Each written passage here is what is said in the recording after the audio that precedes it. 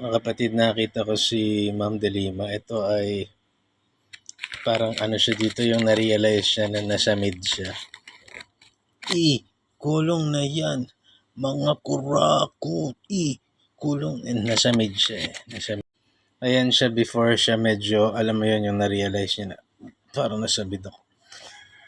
Alam mo, minsan, nag-iisip ako kung una-una naaawa ako kasi kahit kasi anong estado ang maabot mo sa buhay, anong dami ng pera mo, kung yung utak mo ay puro kasamaan, nonsense, parang tumanda ka ng ganun, nakakahiya. Nonsense eh, di ba? Kasi you will be, yung time mo rito, pagbabalik tanaw ka, may isip mo kung ano bang kaligayahan ang naidulot sa'yo ng kasama mo yung mga taong meaningful sa'yo. May isip mo kung ano ba yung kabutihang na-accomplish mo.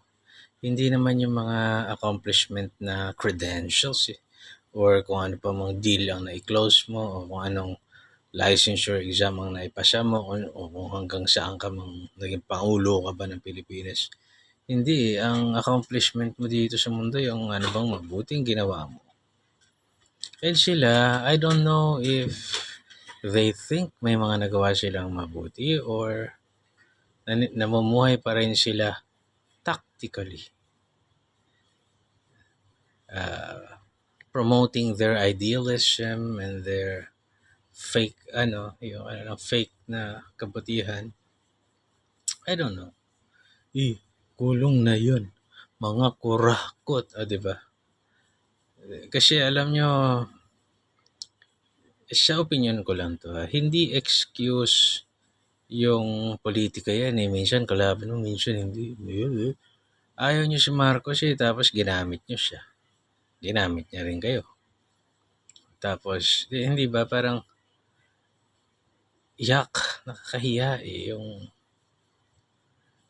sa sobrang pagmamahal mo sa kapangyarihan, ginagamit mo na lahat ng uri ng panlilinlang para lang mapanatili kung ano mang delusyon ng kapangyarihan na meron ka. Kaya naawa ako sa kanila na parang ginugol nila yung buhay nila sa mga walang kakwenta-kwenta, masasamang mga bagay, lalo na't masama para sa bayan. Inom ka mo ng tubig, mabulunan ka.